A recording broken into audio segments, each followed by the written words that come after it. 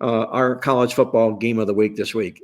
And we're down to the nitty gritty portion part of the football season here, where we've got a lot of great teams to choose from. I think we've got a pretty good game on tap here this week. We're going to stay inside the Southeast Conference, just like we did last week, because the Southeast Conference has top billing this season. Almost every week, there's just top quality football teams knocking heads right now against one another.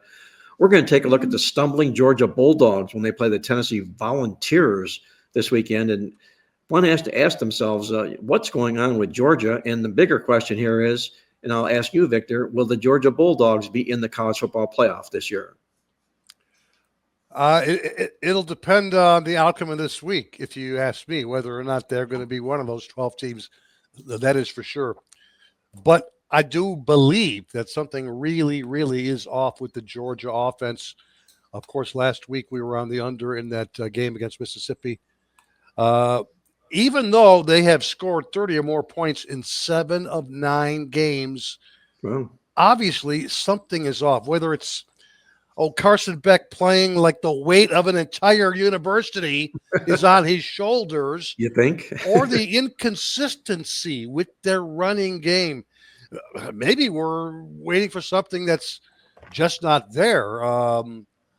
Obviously, it's not a defense you want to deal with when things are not going right offensively. Tennessee, number 2 in the nation in third down stops. Not only that, but they're giving up just under 13 points per game. So that takes us to the line and the total. The total of the game opened at 50. There's been some under money coming in. It's gone down to 48.0. There's a couple of 48.5s out there. Based on that and the point spread in the game, the current implied score is Georgia 29, Tennessee 19. Season series, they basically play each other just about every year. In the last 2 years, the games have gone under the total between these two teams, only 44.0 combined points per game. The previous 3 meetings before that, we must point out, though, were all 3 consecutive overs. So it is a series of streaks, if you will. And speaking of streaks, you can say the same as far as their team stats go. Tennessee 4-5 over/under on the year, 3-0 to the over in their first 3 games, but in their last 6 games, only 1 over, 5 unders. Average margin, even more significant. Tennessee games in the last 6 weeks have gone under by minus 14.3 points per game. That's a 2-touchdown margin, and that is very, very significant. Georgia, also a good under team. We talked about Carson Beck's difficulties. 3-6 over/under on the year. 0-3 over/under in their first 3 home games, Georgia, the Bulldogs.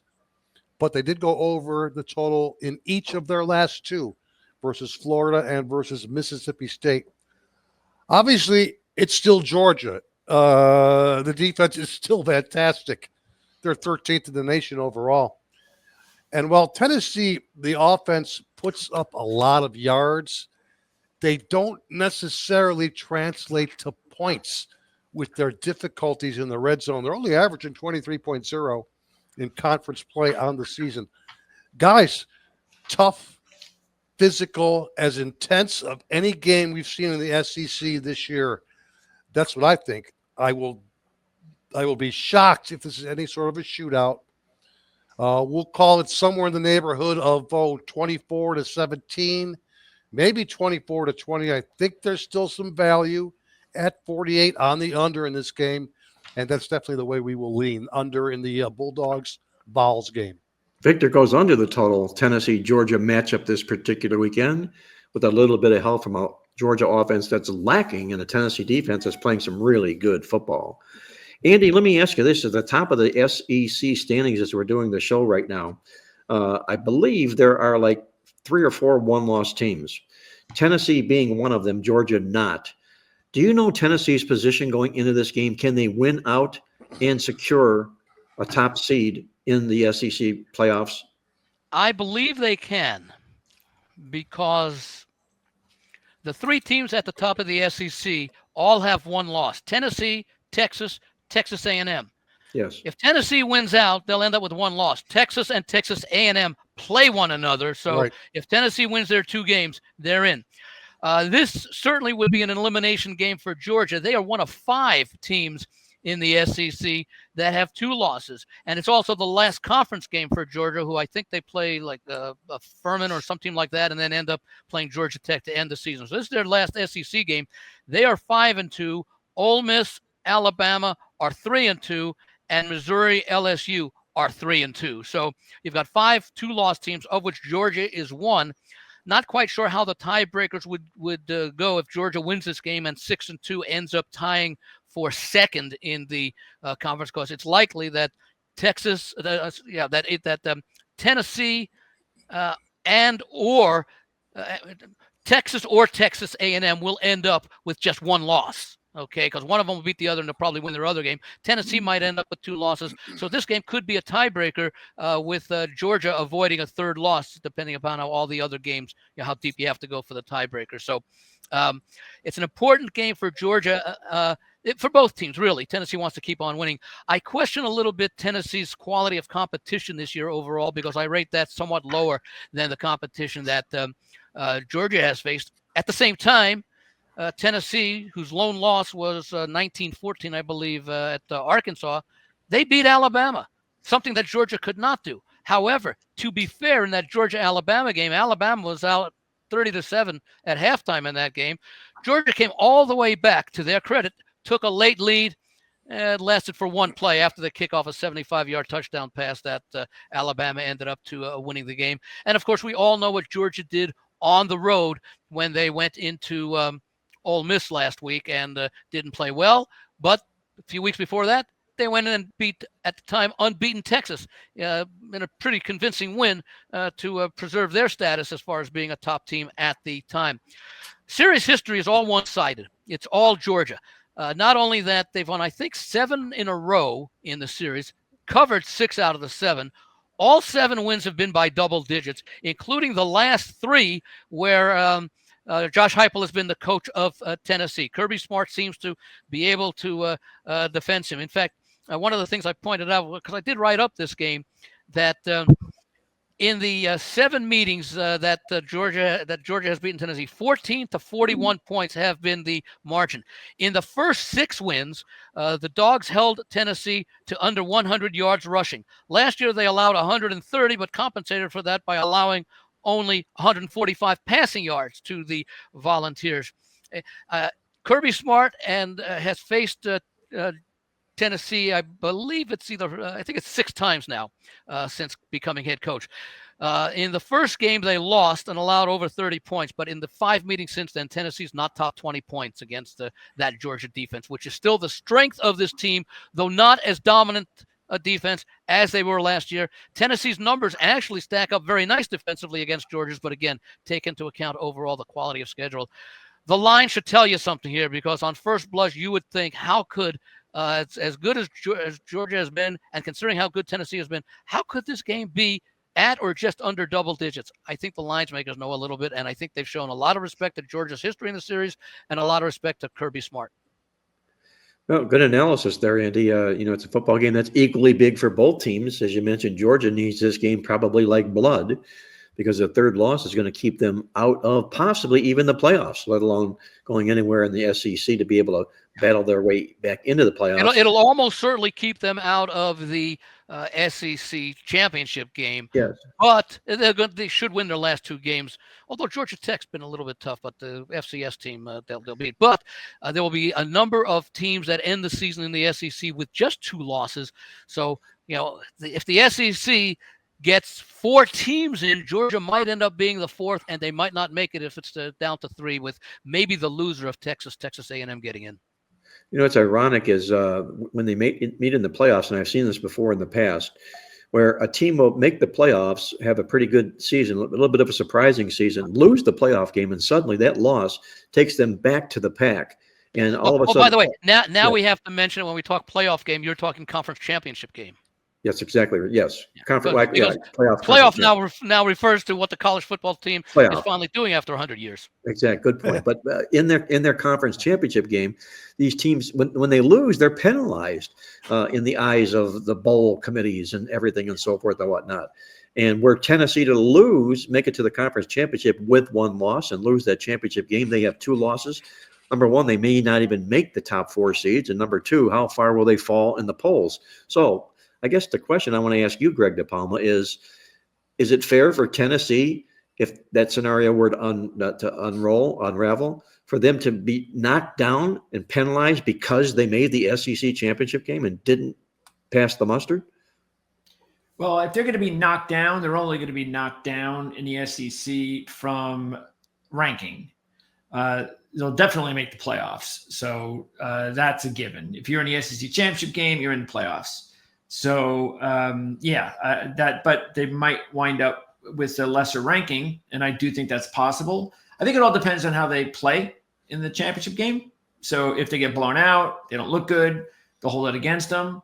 There are some other teams in other conferences, like even the Big Ten, that the situation I think is more different because, like, say, Penn State doesn't look good right now for Penn State to make the Big Ten championship game. No. Yet they might be in a better position than Ohio State, because what if Ohio State is in the Big Ten championship game and they lose? That's 2 losses. Penn State has 1 loss. Ohio State beat Penn State. Exactly how will they rank those 2 teams? That'll be very interesting, even though I still think Penn State's going to be in the playoffs if they don't lose another game. But I just think we have way too many games left, as crazy as it sounds. We're only down to the last 3 games, and there's just so much that can happen in the SEC. You guys, Andy was going over it, and he didn't even have time to keep going over all the different scenarios. I mean, because what if Tennessee wins? You know who they got to play the last game of the season? They got to go to Vanderbilt. Yep. Are we going to just automatically give them that win? No. I would say the situation in the Big Ten is a little bit clearer because I do think they'll get 3 teams in. I think Oregon, Ohio State, and Penn State have separated themselves so much from the rest of the Big Ten that you can easily make a case for all 3 of them. You don't have that, as we were talking about in the SEC, where the champion gets in. Maybe the runner-up does, but you could also have 3 or 4 teams with just 2 losses. So Victor went to the under total in this football game. Andy, I didn't quite nail you down as to which side of this football game you're going to end up playing. I will be on Georgia. I will also be on the under. We've seen Tennessee struggle in recent weeks offensively. I mean, go to the they put up 25 on the win at Oklahoma. They put up 14 in the loss at Arkansas. And what was the final score? I don't think they put up a lot of points in their win over Alabama. 24-17. Yeah. So right. they can be held. So normally, and again, what they haven't done against Tennessee, against Georgia in the last 3 years suggests that, 20 is the number that they hit just once in the last 7 meetings. And, if they do that, the game might go over. What's the total? About 47, 46, something like that? 48 right now. 48 right now. So 30-20 would put the game slightly over the total Georgia would cover. But a lot of that, the under is predicated upon my thought that Tennessee will continue to have difficulty putting points up against the Georgia defense, especially on the road. Greg DePalma, you're famous for your money line plays, especially with dogs that have some bite to them. Would you possibly be looking at Tennessee on a money line play in this game? I think you have to. It wouldn't be like my favorite one, but anytime you get a team as good as Tennessee, I mean, they're 5th ranked in the country, 6th ranked in the country, and you're getting 3-1 on the money line. That's just you got to do it. I mean, whether you really believe in them or not, it's one of those scenarios where you'd feel like a big idiot if you don't do it. So I think they're getting way too many points, but not that I think that they're going to win, because I kind of believe that Georgia, it's like, really, when was the last time they lost 2 in a row? It's been a while, right? So matter of fact, their last double-digit loss was the 2021 SEC championship game in Alabama, and that's what they're coming off of. So as much as you know, we talked about it last week. We talked about the game. We all liked Ole Miss, I'm pretty sure, and that's exactly what happened. So we're not big on Georgia, but Tennessee is also vulnerable, and that's what's so great about the SEC right now. And that's why I was saying we've got 3 more weeks. We got a bunch of big matchups, and do we even know Texas is going to win at Arkansas this week? No. I mean, that's a major rivalry. Those 2 teams are playing again. That's going to be a monster scene in that one. And then you got a bunch of other games that we haven't even talked about over the next few weeks. So I think I don't know what the tiebreakers are, but if I just had to predict, and I want you guys to give your input too on this one. Who do you think will end up in the SEC championship game? Well, right now, if I like Tennessee in this game as I do, I might take a look at the possibility of Tennessee playing Texas here. Regardless of who it is, it's going to be a real good game. I don't see Georgia making the championship game. Alabama, I know, wants to be there, but they have some work to do and they need some help. So I would say Texas, Tennessee. Victor, what do you think? I would agree with Texas. Still up in the air in regards to Tennessee, but Tennessee is in the eastern side of the SEC, right? No more divisions. No more at all. Is that what you're saying? Yeah, just all one division. Right? So then I would say Texas, Tennessee, or Texas, Ole Miss. Well, Ole Miss, yeah. Yeah. Andy, how do you see it? I think if Tennessee wins this week, they're in. Okay. If Georgia pulls the upset, it might very well be the winner of the Texas A&M game. But if it's A&M, they have a fairly easy schedule. They play New Mexico State this week, and then they're at Auburn before they host the Texas game, which is why they have a real legitimate shot. So I've liked A&M all season. I'm going to expect A&M to knock Texas out of the championship game, but I don't know that would put A&M in because, again, it depends what happens with the Tennessee. It depends what happens with a couple of those other 2-loss teams and how that's all impacted. Again, this is Georgia's last chance. If they win, their conference season is over. They end up 6-2. Whoever ends up finishing second in the SEC is going to have 2 losses because nobody's unbeaten right now, and whoever would be in that game. So A&M, if Tennessee wins this week and A&M beats Texas, I think it'll be Texas and Texas. I think it'll be Tennessee. I'll go with the winner of the Tennessee if they win against the winner of A&M Texas. There we go. I don't think Georgia makes it even with a win. The A&M game is a Texas game will be intriguing. One from the standpoint that it was at one time a huge rival. Now they're back in the SEC together. But the other is Greg and I were both real strong advocates of the Aggies this football season. We liked a lot of what they had coming back. They haven't really truly disappointed. Yep. At least win-loss record-wise. But my goodness, you take a look inside those stats for this A&M team. They're not healthy. I mean, if I was a doctor looking at them, I'd say I need you to go take a malignancy test.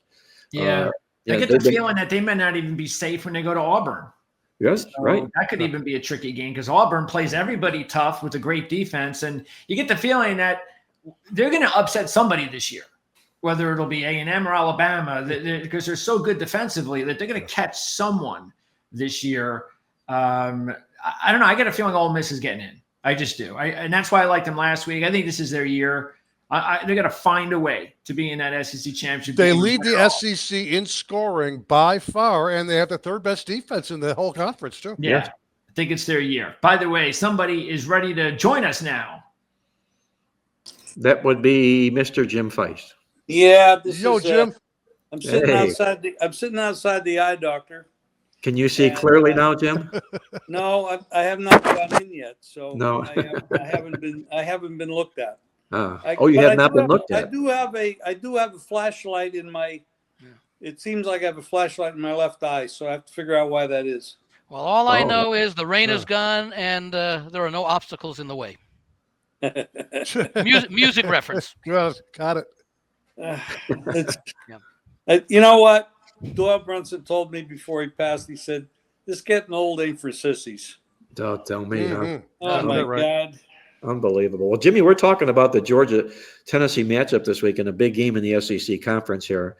And we've kind of gone around the table here. I'll share my opinion or my thoughts on this game with everybody before we turn things back over to Jim. And, we're talking about a Georgia team that, yes, if they lose, they're dead in the water as far as the Southeast Conference goes.